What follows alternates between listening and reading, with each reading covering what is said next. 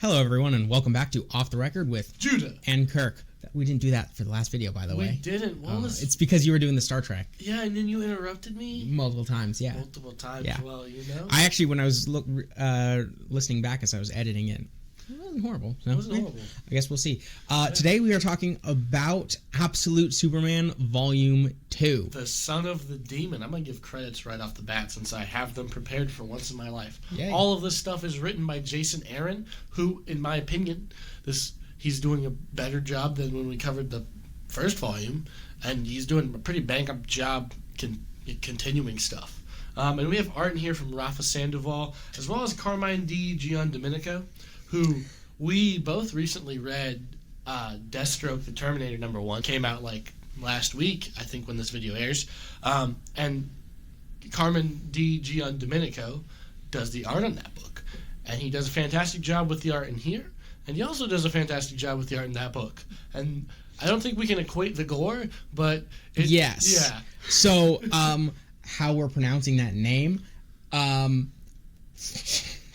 Can we just go with Carmen, please? Carmen, yeah. Okay. Uncle Carmen. Shout out Uncle Carmen. So the Deathstroke stuff was interesting. Yeah. Maybe we should do something with that. We should. We should do a next level check-in, I think. I think we should have an entire episode dedicated to what's going on with Next Level. Yes. Seeing as all 40 people that watched the DCKO5 video are interested in that. Yeah, for sure. I'm actually kind of excited for the Next Level stuff. But anyway, regardless, focusing up, this is going to be an interesting one to go over because, if you remember, because you definitely would have watched it. Yeah, of course. When months and months ago, in probably September of 2025, something like that, over 6 months, we went over Volume 1. So and we disagreed. We definitely had different opinions. Judah, you did not like it as much. I despised Volume 1. I did not completely dislike it. There were some good things with it that I liked. I could kind of see some ways that they were setting things up, and also, to be fair, getting an origin story was refreshing, and getting into a new universe was refreshing, and all that. So there was some bias in that respect, but also I didn't think it was horrible. Like some things in there were definitely interesting to me, and I wanted to see where they went, and so that's where this comes in. Both of us have better opinions of Volume 2 than we had of Volume 1. This is true. But I actually like this. Your ratings increase is probably higher of an increase than mine. Oh, it is a big. It's a tadpole jump. Yeah. So we'll get into it a little bit now. Starting off with Judah, if you want to start us off with the prologue with Brainiac, as well as the main meat of the story before we get into the Battle of Kansas. Main meat. So we're kind of picking up with our homeboy that we've seen in the shadows, our boy Brainiac, who is an interesting guy. He's been working for this Lazarus Corporation for a little bit, but fun fact, he is not a man-made machine. He is alien, and we get to see his origins in this prologue issue, which you're right, we talked about this before the show. It does kind of feel like an epilogue to the first story more so than it does a prologue to this next one. Even though Brainiac is very heavily involved in the plot of what happens going forward. But, we learn about him, his origins. And I have mixed feelings about this issue. This is interesting. Yes. This is the first issue, 7 issues in, that I liked of this. And that's because it didn't have a whole lot of Absolute Superman in it, which is, funny, because this is a book titled Absolute Superman. I really like the concept they have for Brainiac in this. And just, how disturbed he is, how controlling he is. I don't know why, this is one of my favorite depictions and iterations of the character. And this issue focusing solely on him is really good. And I think Jason Aaron does a fantastic job. And again, we shouted out earlier Uncle Carmen, that's what we're gonna call him, Uncle Carmen's art in this one, and it's so good in my opinion. So what specifically do you not like about this? So the kind of prologue to the prologue, the backstory to the issue essentially that we got at the start of it was just so some interesting things in there. I'll start with, I guess, is this is Brainiac number 400,070 something or lots other. Of numbers. And it's in the 100,000 range. And 419,732. Okay. Brainiac number whatever that was is just kind of created, and he's like, you're gonna shovel the what was it? What was the word they used? It was like a synonym of waste, basically. Yeah. But you're gonna shovel all the waste, which is old Brainiacs, into the furnace. Now, I feel like a little bit of just basic engineering could have figured that out instead of needing a guy to do the work. Like, have you ever heard of a funnel?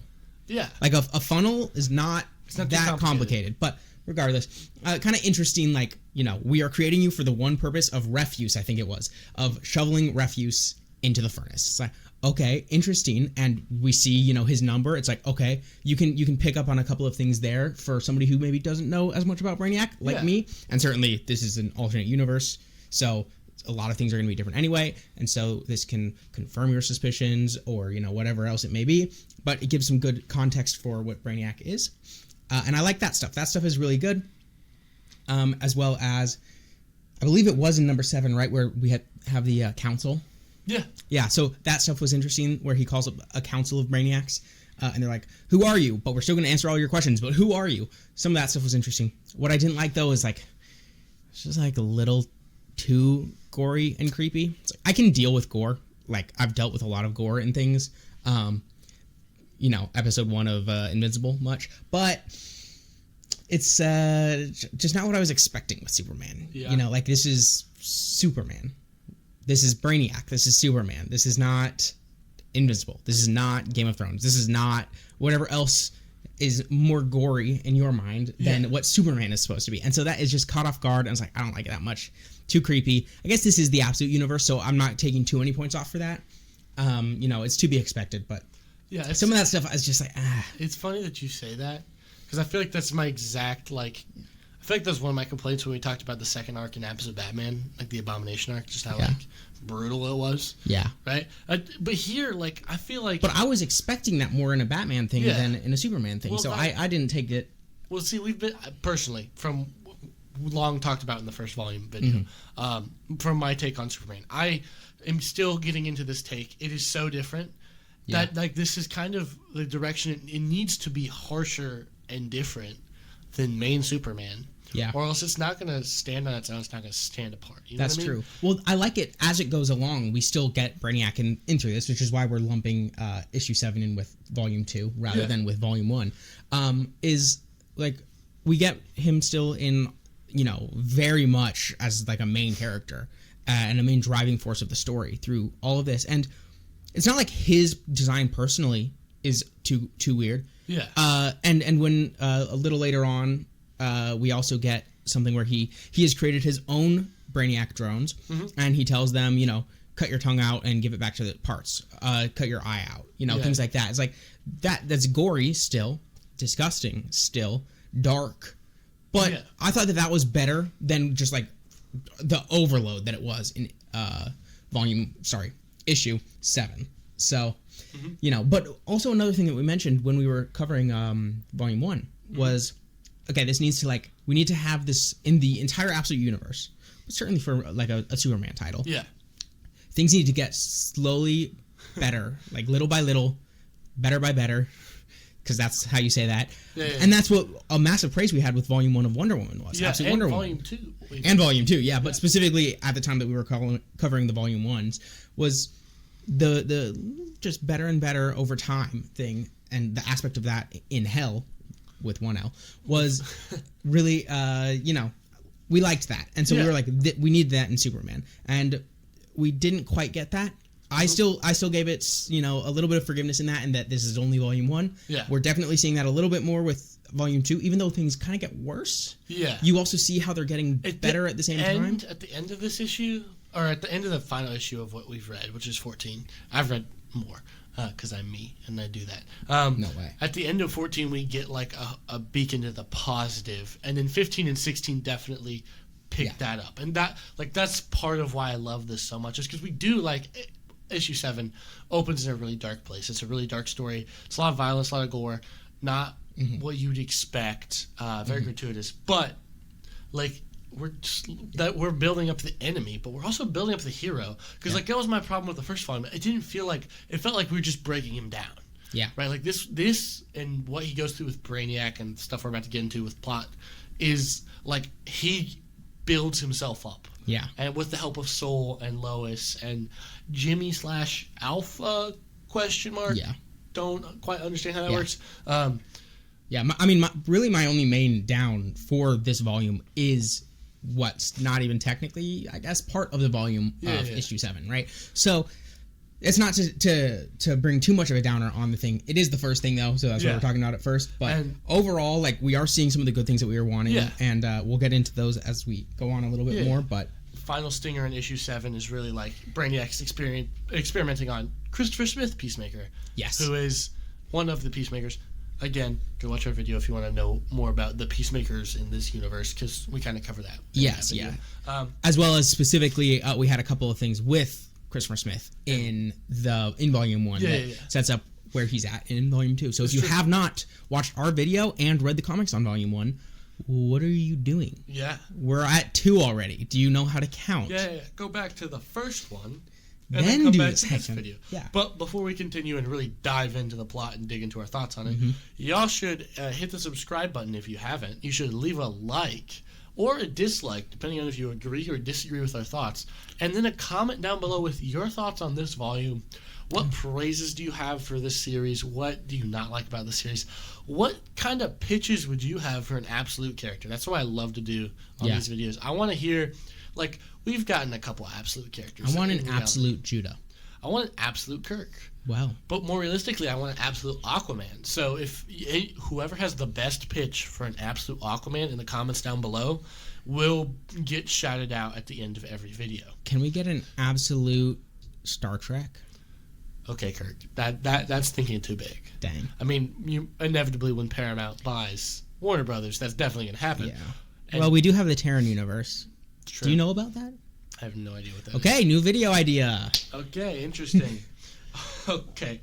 Digging back into the plot of this. So, we really like Brainiac prologue, epilogue, whatever you want to call it, in between filler issue. Not really filler issue, but like filler. Because it is very important, but also in between. Is also in between. Then we kind of get like the story that is real.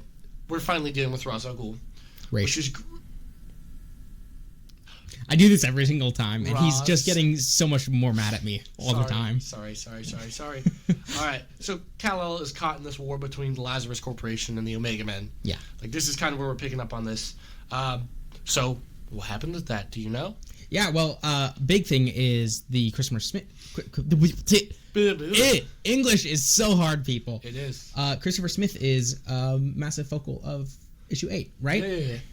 So, to be a little bit more specific about that, let me actually pull it up. He is. Is we get a little bit of a doozy. It's not loading.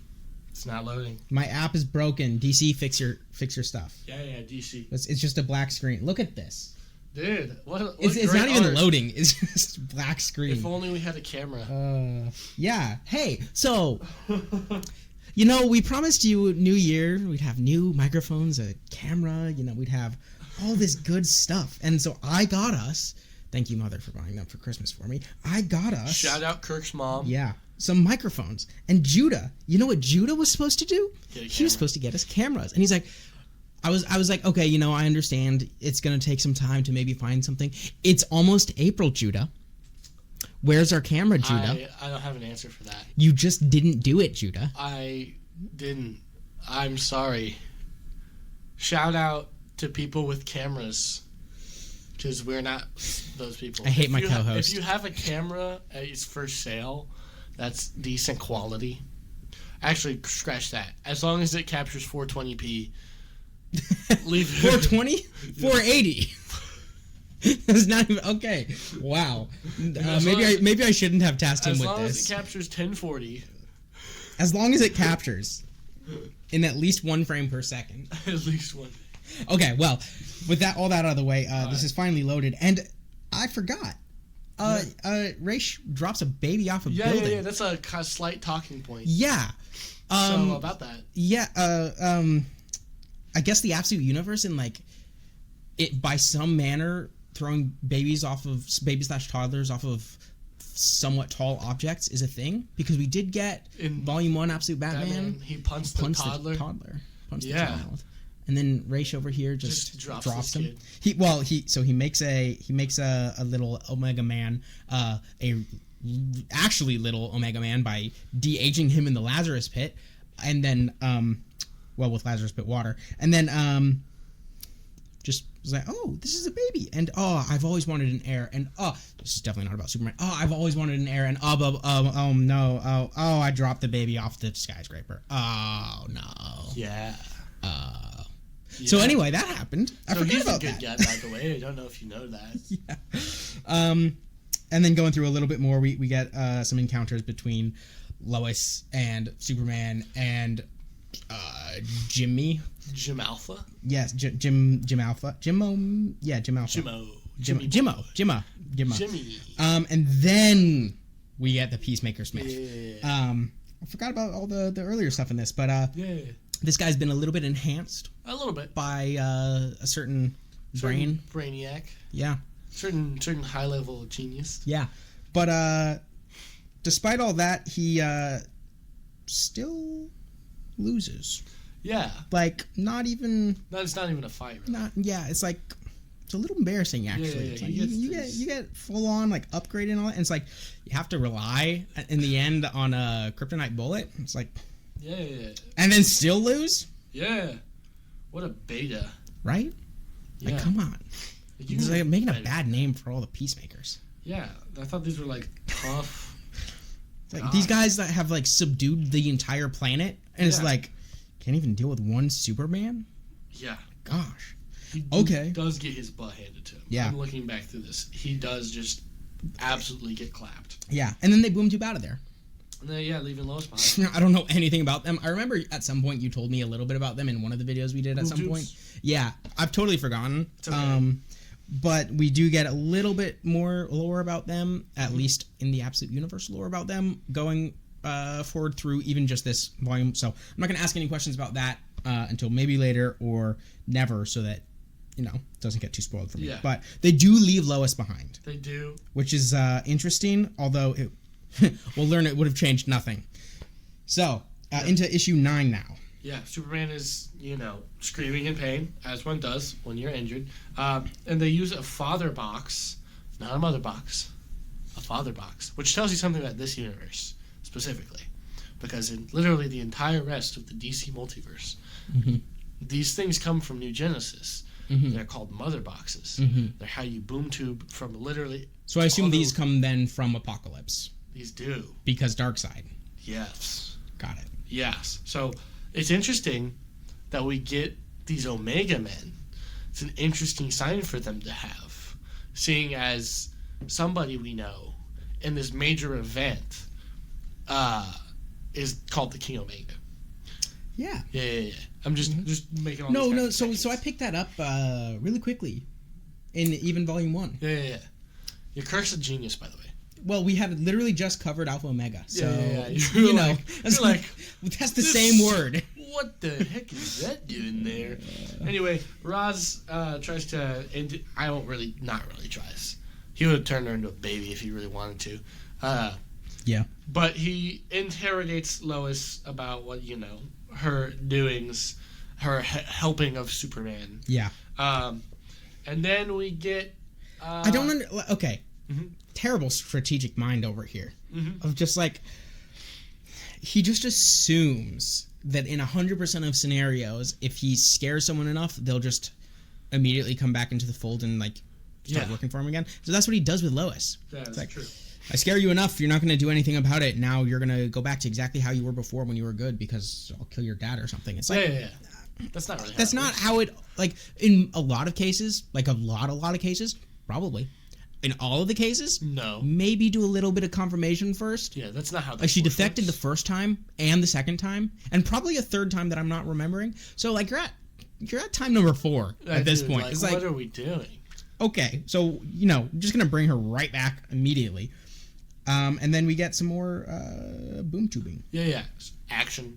Omega Men help Superman They're attacking these peacemakers that are doing some dirty business. I don't exactly remember what they're doing, but something bad. Clearly. Yeah, well, because them. Because they defeat them and they boom to back, and Soups and good old Jimmy boy, have a good conversation before more peacemakers show up to get Soups, and he cooks them.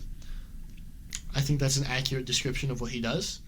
I mean, yeah, like literally. Yeah. Like his red sand looks a little bit more like red lava. Yeah. At this point. Yeah. Really good art, by the way. Yeah, I know, fantastic.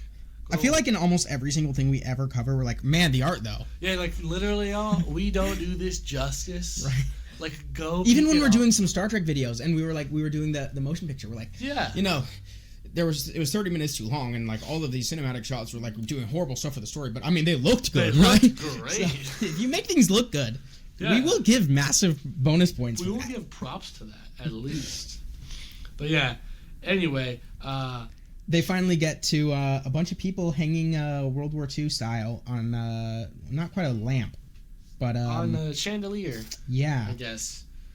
Yeah. Something like that. Or just like, this is how they execute people now? Question mark. Well, I mean, most authoritarian governments do just hang you on the nearest object which can hold up the weight of a person. Dang. This is why I'm about to get 600 pounds, so they can't do that. So they gotta like. They will resort to bullets if they have to. So yeah, it's not foolproof. It's not foolproof. Anyway. More boom tubing. More boom tubing. Jimothy is caught. Jalfa. Jimmy boy. We're just gonna keep coming up with different names for him. Jimmy boy. Jimmy boy. By Lois. Lois. Oh no! What not could maybe possibly go wrong? Was it by Lois? Not caught by Lois. No, but then interrogated by Lois. Interrogating him. Exactly. And then we get to the next issue. Which is Flashbacks to Krypton. Which are Kirk's favorite, right? So yeah, I remember when we were recording Volume 1, which if you can't tell, this video is already going to go quite a while. Oh. So, but if you remember when we were recording Volume 1, and we did back when we did it the way of we did one regular volume and then one absolute volume, and so that was a long video. Yeah. Which will probably be as long as this video, just on its own. Just on one volume. If you remember that, there was a lot of just me doing. So then they're here on Earth and they do this thing, but then there's another flashback and then they do all this thing, but then they're back on Earth and they're doing this thing, and then there's a bunch of flashback and they do this thing. It's like, oh my gosh, how back and forth that was. Probably not a great listening experience, but not much I could do about it, honestly, because that's literally what happened. But in this one, I think it's only in this issue, there's only the one flashback. There's two. Okay, I don't quite remember everything, but right at the beginning, we do get a flashback, and it is Jor-El, almost forgot his name. That's right? Yeah. Jor-El. Good old Uncle Jor. Is in the mines of Krypton, and a bunch of other people down there too. And there's some instability, and there's they call them Magmoles. Yep. I assume that means magma moles. Oh, he discovered the origin of the word. What a linguist. Etymology. Let's go. So the Magmoles are supposed to not be violent, and they're not supposed to thrash out like this, but this is kind of Jor-El is like understanding, if you remember from Volume 1, the planet is not stable. The planet is fighting back against us, essentially. Yes. And so that's causing these Magmoles to also be a little unstable. They're not in their natural habitats. They don't have their natural like food chains. Like everything is breaking down on the planet, and so now they want a taste of Kryptonian flesh. So who doesn't? And this is kind of an important thing going forward for the rest of the story, is Kal-El, I almost called him Clark, not quite. Yeah, not Clark. Kal is Cali boy. Remembering that his father Jor-El did have to kill these Magmoles. This is true. And he was like, I killed the Magmoles because they were going to kill us. They were going to cause more damage. I had to get my people out, etc. And so it's like, it's a justification for killing a living creature, which you may understand where that may lead eventually with Superman. Yes. But we'll get to that a little bit later. But it's not a perfect one-to-one analogy. No, it's not. But We get Greenland. The attack on the base in Greenland. Yeah. Which is where good old... Definitely not reminiscent of real life at all. He looked too close to home. Yeah, wait, when did this one when did this one release? Last year. This released late last year? Yeah. Interesting. I think some parallels to the real world. It's really interesting. Interesting. Moving on. Yeah. The attack. So Roz is just chilling, watching all this stuff happen. Raish. Roz and his homeboy Brainiac have a little conversation, and we get a good old 2.0, or actually this is 3.0, I guess at this point. Christopher Smithery. Who is zoinked out of his mind. And yeah, the Omega, what are they called? The Omega people. Omega Men. Which is funny because they're led by a woman. Yeah, it is funny. That's true. It's funny. I don't know why they're not called the Omega people in this inclusive day and age. The Omeeple. We're going to start calling them the Omeeple. Yeah, the Omeeple show up, and so does Soups, and Christopher Smith does not like that. And so we get round, I don't know what round this is, 3? And yeah, he gets cooked. And Soups is like, I'm gonna kill this guy. And then we get flashback. This is something I really love about this. We do get the flashback to his dad. And it's really talking about, like, you have to be the cruel one sometimes to do what it takes to be good, to keep all this, to keep peace, to keep nature good. But he's like, no. And he doesn't kill him. Yeah. Which is like, low-key, I was like, yes. Because the difference is when Kal-El, sorry, not Kal-El, Jor-El, is killing the Magmoles. It's in self-defense. First of all. Yeah. Which is very important. It is. But then also they're animals. Yes. Right? They're not the dominant species on the planet. And it's not like they have kind of higher level intelligence going on either. Yeah. And it's not like there's not a morality to them in like they make choices that can be judged on a moral basis, right? When a dog bites somebody, you can't judge that morally. When a Magmole is attacking you, you can't judge that morally, but you can act on it, right? But this is a person. It is. Now, this person may be acting like an animal, but this is a person. It's true. And so that's where Kal-El is like, so it doesn't quite apply. It doesn't. Like, I can't just kill these people. Yes, they're a nuisance. Yes, they're evil, etc. I love because Omega Woman, who we find out is Talia al Ghul, which I think is at the end of this issue, so we'll get there. But he's like, I am the beast. Like, I'm the predator, and it's attacking him. Like, in the analogy my father gave me, I am the animal, Yeah. And he doesn't do it, which causes Roz to show up. We get the reveal of the century, and they capture Soups. Yep. Kill all the Omeeple. Except for the one Omeeple who was leading them, who is revealed, as we just mentioned, as Talia al Ghul. Exactly. And so the daughter of the demon. It is demon. Okay. The daughter of the demon, and then the offer is that Kal-El. Again, I almost said Clark. Not yet. Not till the end of this. Yes. Kal-El is wanting him to be the heir, the son of the demon. Yes. And also we get a cool thing is the Raish is shooting the kryptonite bullet into Peacemaker Smith and is unsuccessful because Kal-El is I almost said Clark. I have to really think through my words with this. Kal-El reaches his hand out and captures the kryptonite bullet, which is obviously very painful for him. That's like literally a sacrifice that he's making for Peacemaker Smith, this horrible guy. Remember, Volume 1 killed a bunch of people, civilians, because he kind of snapped, if I remember correctly. So, not the greatest. But yeah, he does that, which is cool. And he does, he's doing the right thing. This is what, in the first volume, I was picking on a lot. This is like, he's emo boy on the moon, like, I hate these people suck, like that. But here, he's like, they're no different than my people. Like they are not animals. I am the beast that's attacking them, right? And it's like, these people aren't just this. They're driven to do this. Like, Roz is like the overarching cause. You know what I mean? Mm-hmm. Which we get a little bit more of digging into the next issue. We get crazy, weird, in-brain flashbacks. Brainiac is trying to break him. Yes. Like, that's exactly what this issue is entirely about. We get some background stuff with Talia, Lois, and Jimmy. But really, this issue is focused on Brainiac and Soups.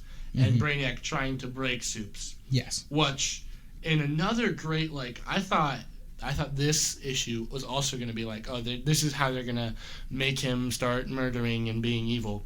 Or, like, being more of an anti-hero Superman. But that is not how this issue goes. Yeah. Right? At all. We do get General, I think it's General Lane. Yeah. It's Lois's dad, right? Yeah. Not anymore, General, but yes. But Lois Lane's dad. I don't even know his first name. I don't either. Yeah. I don't think his first name's ever mentioned. But we do get him, like, breaking out Jimmy and Lois. And then we get Brainiac's trying to break Soups, but Lois and Jimmy interrupt, and they break Superman out. And Superman nearly absolutely destroys Brainiac, but Soul is reactivated and he gets him out of there. Yeah. And that's how the issue ends, and that's where we get towards the battle for Kansas, which is really the final act of this story. Yep. And such a fun part of the story, too. Yeah. Like, it's all just been leading up to this part, including Volume 1. Yeah. Like very much so. And it's a lot of fun. I genuinely can't wait for the next 5 seconds when we get into it, because this best part of the story, it's so fun. My app is broken again. It's just a black screen. Yeah. Judah, start us off while this so Superman's going on some introspection after the time that he spent. And he's talking to Soul and having this really good conversation. And I didn't really like Soul in the first volume, but Soul here starts to become like the Jiminy Cricket on his shoulder. Yeah. Right? And I really like how this goes. Like, he bathes in a volcano, and he helps these people out. Peacemakers are repressing their farm, and he helps them out. And he goes to the mountains, and he's like, he doesn't want to kill these people. He doesn't want to give back to them what they give out. Wait, so I had the impression this was all, like, in the past. 5 years ago. From the volcano on. Yeah. Where does it say 5 years ago? In page 5. On the app. Yeah. So where this one starts is again, timey-wimey, wobbly, woobly. Yeah, so we get first of all a little moment with the Kent. What's his mother's name again? Martha, thank you. Martha Kent. And then we get a really quick thing of Soul has brought them all to the Kansas, right? The only safe place that exists. Basically, yeah, the safe place that he knows about. And I believe that includes Cal.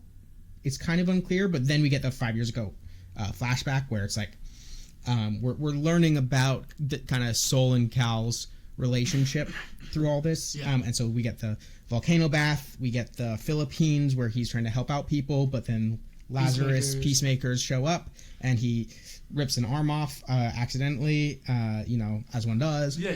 I've been there. And then, okay, here's where it is. This is where it's back in the present. Then he goes to a mountaintop that's in the present. So Lois and Jimothy are in Kansas, and then Cal is in the peak of Kangukar Punzum. Yeah, and I definitely did not say that right. I have no idea where that is. This arguing conversation with Soul, which is really good, and basically resolves in like he's like we gotta get even, and Soul's like no. It's not how this works. It's not how you should operate. It's not what you're supposed to do. And you need isolation. And we get, like, I guess our universe's version of Fortress of Solitude, which is really interesting. Which is like this isolation that's supposed to calm him down. And when he breaks out of this, he's like, we're gonna defeat Brainiac. Oh wait, no, hold on. This was still the peak of this mountain was also still past. Soul brought him there right after he ripped the Peacemaker's arm off 5 years ago. So it was moments after that he's on this mountaintop, and then we see his own Fortress of Solitude type thing, and he's like kneeled down in the field in Kansas. Yeah. And hold on. you're getting ahead of yourself here. He's kneeled down in this little red Fortress of Solitude looking thing in the mountain. That's where we get him 5 years ago. And then the exact same image and frame, we get him Kansas now. So he is in Kansas with everybody else when Soul brought him to Kansas, but Soul put him in this Fortress of Solitude this thing. This issue is making us timey-wimey, wibbly-wobbly, jumping all over the place. It is sometimes hard to keep track of things, although this literally does very clearly spell it out for us. No, we're just dumb. Yeah. So then we get Lois and Jimmy in the diner with Lana, and like we kind of get this build up to like who Superman is in the public eye, which I like. Yes. And we get Cal. I almost said Clark too. Cal returning to the Kent's home, and like him having introspection time, and then Jimmy and Lois show up, and then Roz is on his way. There. Yep. And that's where the Battle of Kansas comes into this whole thing, because they are in Kansas, and the Peacemakers and Roz and the Lazarus Corp is all coming to absolutely murderate everybody. Murderate. Yes. So, first of all, we get, I believe, was it right here? Believe. No. Okay, that's actually comes later. Pause on that front. So we get them all coming, and then in the next issue, I believe 13 is where we do see what I was going to say, which is the Battle of Kansas. Well, yes, but the Cal. I said Clark again. Cal has told Soul. These 3-letter, 1-syllable words are getting to me, man. Cal and Soul. Cal tells Soul to protect the whole town at some point during all of this like commotion stuff from Lazarus Corp and the Peacemakers, which goes against his programming because he has to like protect Cal at all costs. But he's like, yeah, we'll override all of your programming. The only thing that matters to me is that you protect the town. So he does not have Soul kind of like as his cape anymore, like we've had him this whole time so far. And there's actually a really cool image. I will try to find it. It is on page in the app. It is on page number 6 that we first see it.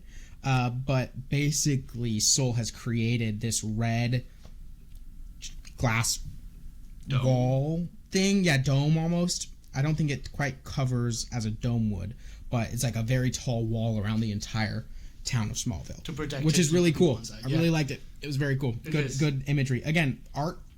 Phenomenal. Rafa Sandoval's doing a bang-up job on this. Yes.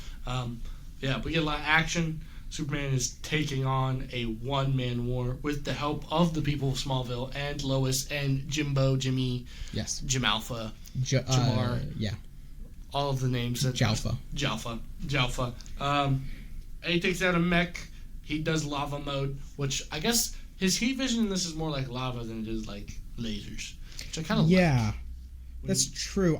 So for the longest time, I did think that was more of a Soul thing, but it's not. But Soul's not like literally directly with him in this at all. So it's got to be like just his powers. Yeah, it's just a power set. Which I guess, I think we got a little tiny glimmer of it in Volume 2, but more in Volume 1. We did see he like slowly over time is gaining more power sets, which I guess is I suppose that would be canon, Judah, for even main universe Superman, but the difference is that main universe Superman grew up on Earth, and so was slowly growing it as he was growing, and so like would never have really realized.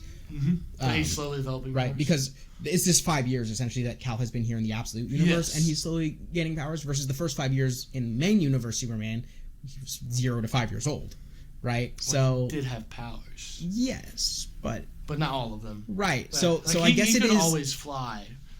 True. I guess it is normal that Superman always does gain more powers the more he is in the presence of yellow sun solar radiation. But we see it more here because he came here as like a teen, like a late teen instead of a baby. Yeah. So adolescence. But that was cool. I like that kind of we're slowly getting more powers thing, and so I think that might be where this lava stuff comes in, because Soul, I believe, was helping him harness that, and so maybe where before it was with Soul that he was creating this like lava thing instead of his heat vision, now Soul doesn't need to help him with it because he has had enough solar radiation. Yeah. So that's a potential explanation. We get this heart-to-heart with Lois after he does the battle. And then something's wrong with Soul, this wall that's been protecting him. And Soul is absolutely obliterated by Brainiac. So sad. Which is terrible. And it pisses Superman off, which is, like, valid. Fair. Valid crash-out moment. Right. And so, he goes straight to Roz to confront him. Right. Which, thank you for that. Which leads us into the final issue. Oh, but the final frame, the final page of issue number 13, is Raish over top of Cal with his kryptonite sword. He's so dope. It's like, so badass. You will kneel. Yeah. Like, oh my gosh, so cool. Yeah. We get this hallucination that's inspired by Brainiac that's kind of manipulating him. And then we cut to reality, which is Roz is stabbing him with the sword. And then we have our face-off. Or, more accurately, one of the face-offs of the century, if not the face-off of the century. Which is so dope. Yeah. Well, but first, we do get a little bit of a Soul thing happening. Yeah. Soul, despite Brainiac's destruction of a bit of the physical Soul in the end of last issue, he's also, Brainiac has like tried to co-opt some of these particles, the red sand particles, first of all turning them purple, but then also in order to get so deep into the programming of Soul, that allowed Soul access very deep into the programming of everything going on behind the scenes with Brainiac, which is a very Age of Ultron. Very Age of Ultron thing with Vision. Yeah. Which is interesting. But anyway, just reminiscent of that. Cross both mediums as well as from DC to Marvel. Yeah. But so we get a little bit of I will not allow myself to be party to murder because Brainiac is going to kill the three of them. Wait, who's in the middle here? We have Lana, I think. Oh, is it Lana Lang? Okay, you just that can't makes sense. See her hair. Yeah. So then it slowly turns from purple to red, and then he just like kills himself basically. At least programmatically, like Soul isn't like the particles are still there, and we're gonna see like he can still do stuff with the particles. But Soul is not there. Yeah, anymore. He's not there. Which I kind of do like. I know this is the absolute universe, and I know death is like, character building and like it helps stories along, and like you don't want people to just like undo. Like, you don't want to just undo it, but also like. Can you bring him back? Like Soul. Can we have him back? I don't want Soul to be gone forever. Also, please. talking about brutal, Superman ripping the kryptonite chunk out of his hand. That's low-key. Like, oh yeah, he grabbed that I mentioned before. That he grabbed. Yeah. That you saved Christopher Smith from. Yeah. I didn't even catch that. I don't think. No, you didn't. And Ra's al Ghul fight Talia and the Peacemakers. He's getting his. Well, he's not really getting his ass kicked. He's getting his beaten for the moment, at least. But inevitably, he fights back, and there's a moment where he is captured by a mecha Peacemaker, which is pisses off Raish. Do you remember why, Judah? Why that pisses him off? He says, okay, wait, I found it. Director Al Ghul, I apprehended the aliens, sir. And then, who gave you leave to lay a hand on my son, is what he says. Yeah. So he's very mad that not that he captured him. It's not like he was killing him or anything like that. It's like, you laid a hand on the who I want to be the son of the demon. Yeah. So he's going to kill this guy. But then, Cal, I almost said Clark again. Cal saves him. Saves him. Again, like another W absolute Superman moment. Right. W. And then he fights back and wins. Yeah, then he fights back and wins by picking up the rest of Soul.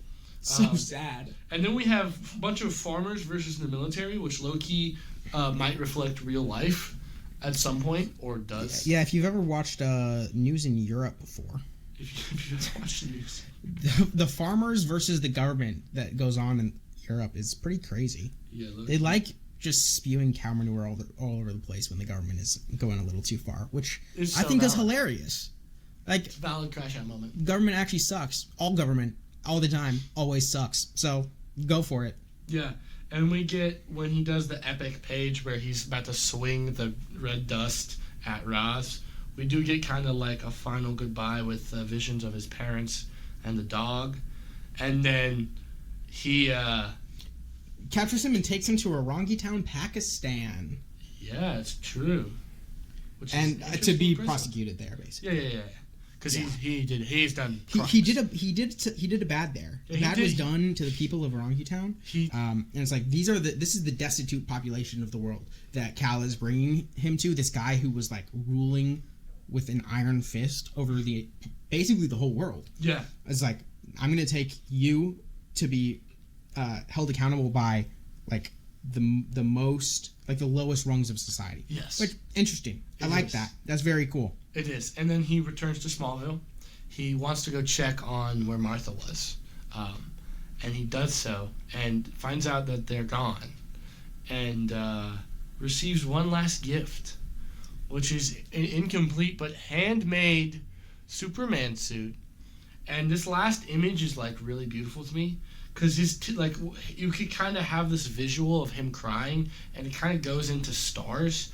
And it's really beautiful. And you really get drab, dark blues is what we've seen this guy in. And this is like a vibrant, colorful, like a regular Superman outfit. Yeah. Right?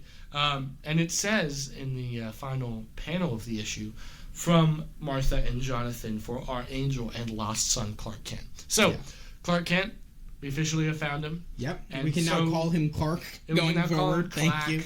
But we have officially, concluded the Battle of Kansas and really his first arc. Yeah. Right? Like, I feel like if we're going to get into final thoughts and then ratings, because that's probably what we're doing at this point in this nearly hour-long video.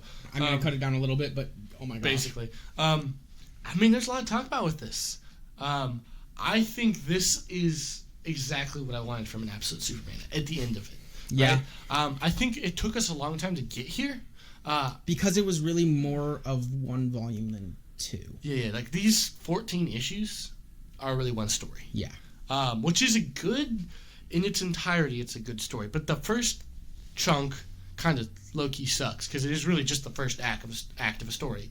And if you I feel like if you just watch the first act of most movies by itself and then grade the first act of them, most movies are probably terrible and garbage. So I didn't really like the first volume that we covered. This, on the other hand, this has the kind of stuff I want. Yeah. And if you're reading them, by the way, volume by volume, like what we do on this podcast, and like what I do personally. I know, Judah, you basically keep up with things. I do issues, which is an interesting...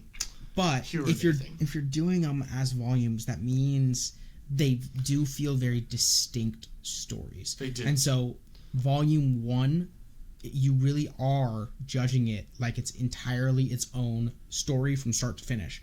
But then when you get to volume 2, you start to realize, wait, this is just one thing, but it's been 6 months in between. Yeah. Right? So it's a problem. It's a problem. Because, if you do volume by volume, which is basically what I have to do because I'm trying to catch up on so many things that I can kind of only do that. Yeah. And since we do it for the podcast, it's also very convenient in that respect. But then Judah, I do find it very interesting that you're still saying that even though you have had the opportunity of doing issue by issue, like I would have expected it to flow a little bit more for you than to have such a distinct, opinion between what is essentially the first half of the story versus the second half. So technically speaking, I have a rating system because there's this comic app called Comic Geek, and since he asked this question, it will now be answered.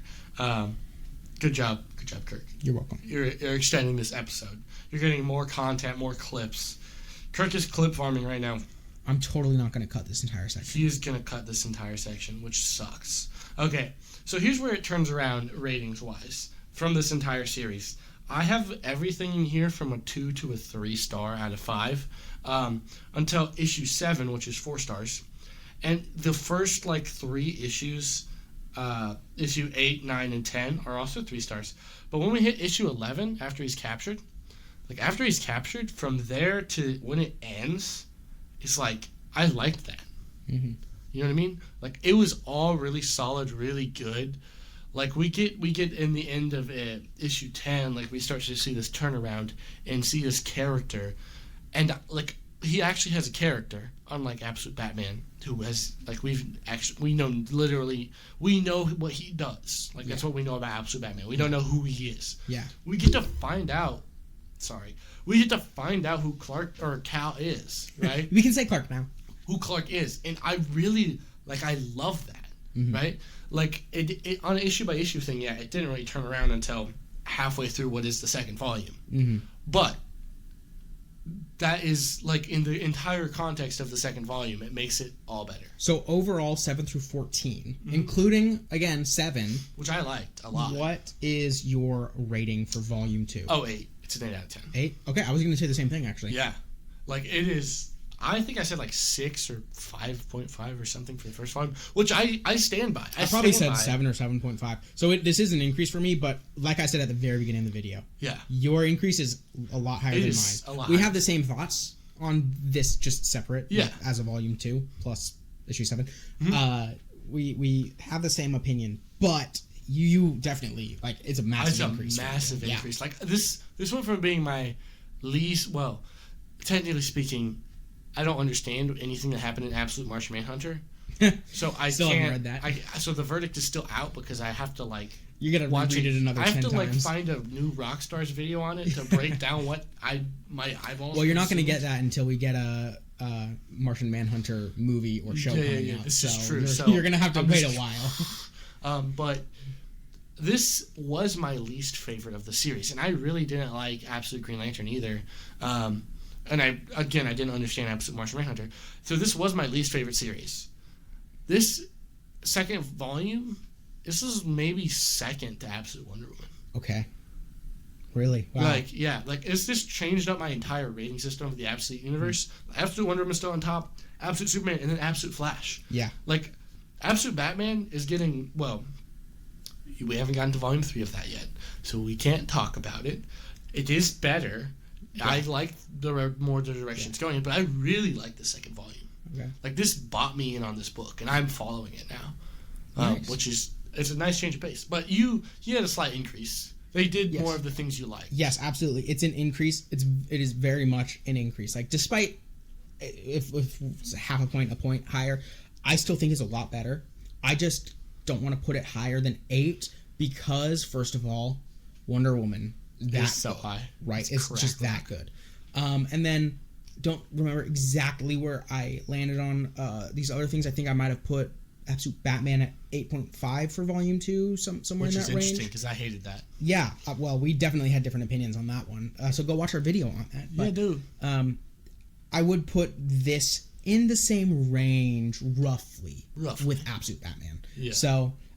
but nothing is even coming close in my mind to Absolute Wonder Woman. Genuinely, that is just so good. It is as close to perfect as you can get. So don't expect me to say anything different unless we get something that is actually perfect. Yeah. So until Jesus returns, Or if they if Volume 3 and 4 just totally ruin everything about it and Volume leaves a bad 3 taste. right now of Absolute Wonder Woman. We're almost done with what will be collected as Volume 3. Yeah. It's so good. Wow. Okay. So then definitely don't expect the ranking of that as number 1 to change at all. Because not only is that the number 1 in the Absolute Universe, that is my number 1 personally. Yeah. All the comics I've ever read. That includes everything. Star Trek comics. And Marvel comics. And that's not even much the of a praise. One independent comic on your shelf, which is Starship Godzilla. Oh, yeah. Which we never did a video on. And we said we'd do a video on it. Did we? Yeah, we did. Oh, it was good. Back in the Oliver days. It was good. That was it. So that's your video on it. Yeah. A little tag. I guess I didn't read any 2 through whatever it's on right now, so I didn't go anywhere with it, but it was all right. All right, I gotta give a beverage shout out because it's finally my turn to do this.